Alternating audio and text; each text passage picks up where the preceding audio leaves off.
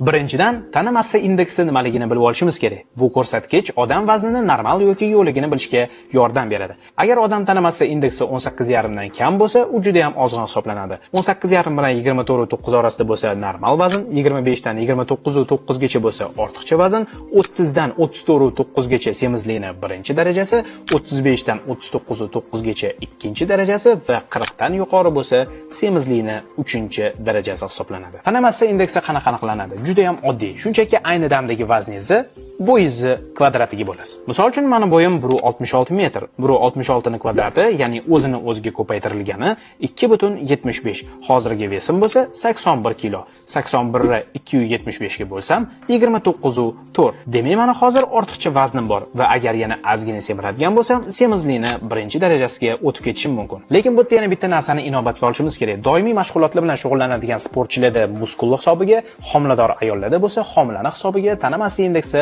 noto'g'ri chiqishi mumkin. Ya'ni agar siz mushakli inson bo'lsangiz, lekin tana massa indeksingiz 28 chiqqan bo'lsa, balki sizning vazningiz ham normal hisoblanar. Shunchaki mushaklar hisobiga indeksingiz oshib ketgan bo'lishi mumkin.